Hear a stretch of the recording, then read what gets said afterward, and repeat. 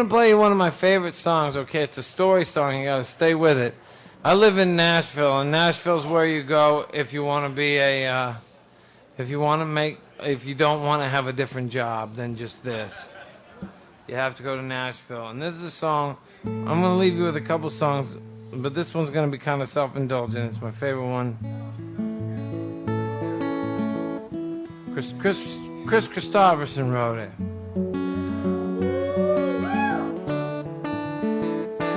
And I remember when I heard it when I was like 17 or 18, and I thought, okay, I'll work on songs, and if nobody likes them, that don't make a fuck to me. And so if there's any message that I could get out to anybody tonight, and I know that one of the silliest things in the universe is some jackass who plays bar to bar and then talks through the microphone like he knows shit just because they have a microphone. This hardly even costs very much.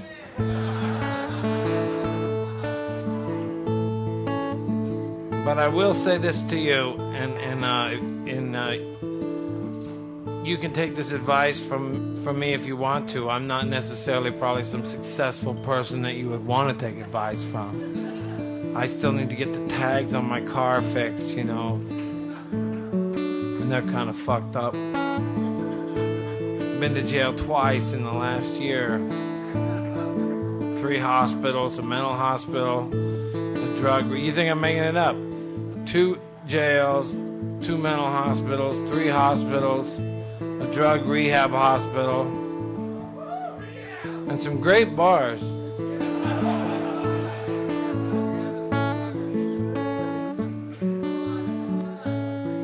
Anyway, this is a song that pulls me through.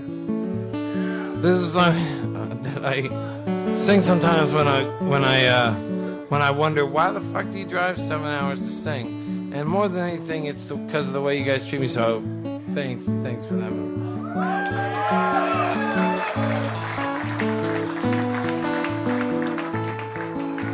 But if you are a singer and a songwriter and you do have any aspirations of doing it for a living, come down to Nashville. It's not as scary as everybody tries to make it sound.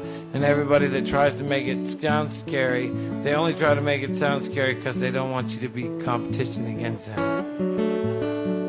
All you gotta do is go down there.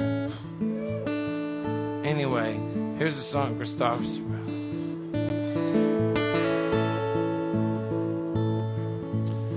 It was wintertime in Nashville, down on Music City Row. And I was looking for a place, try to get myself out of the cold, to fight the frozen feeling that was eating at my soul.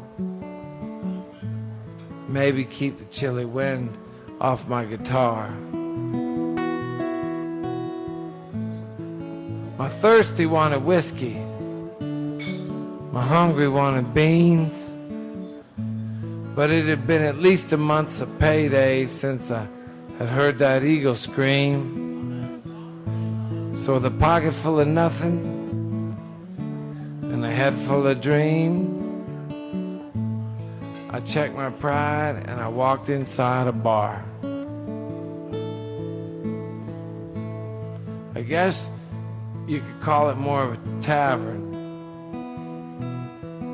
Had cigarette smoke to the ceiling, sawdust on the floor. I could see there was just this one old guy sitting down there in the bar. And in the mirror, I could see him. And he was checking me out, and he was checking out my guitar. And he said, "Come here, boy. Why don't you show us all who you are?" I said, "I'm pretty dry." So he bought me a beer. He looked at my guitar.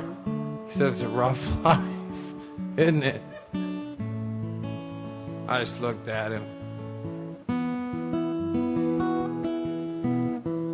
He said, "You ain't making any money, are you?"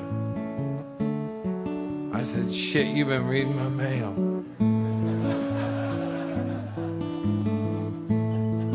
He said, let me see that guitar, boy.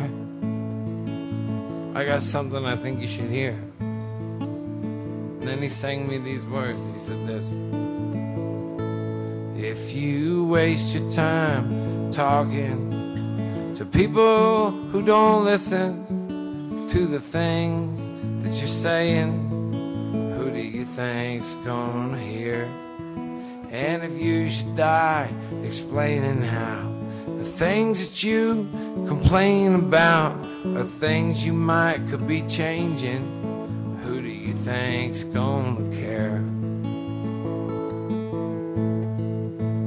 There were other lonely singers in a world turned deaf and blind, and they were crucified for the things they tried to show.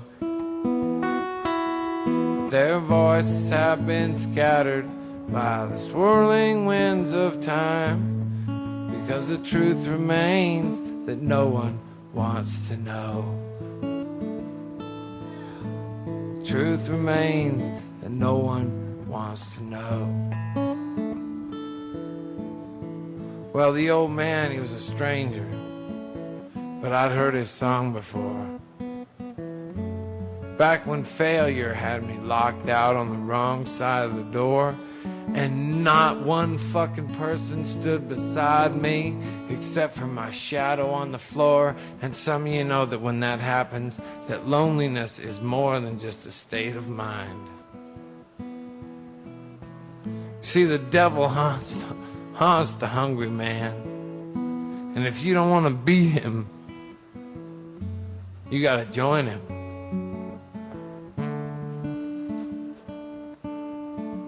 I'm not saying I beat the devil, but I drank his beer for nothing.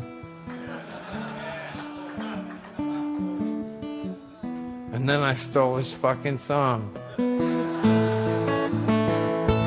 And you still can hear me singing, even if people do not listen to the things that I am saying. I'm praying that someone's gonna hear. And I guess I'll die explaining how the things that I've been complaining about are things that I could be changing, hoping someone's gonna care. I was born a lonely singer, and I'm bound to die the same. 'Cause I've got to feed some hunger in my soul. And if I never have a nickel, I will never die ashamed, because I don't believe that no one wants to know.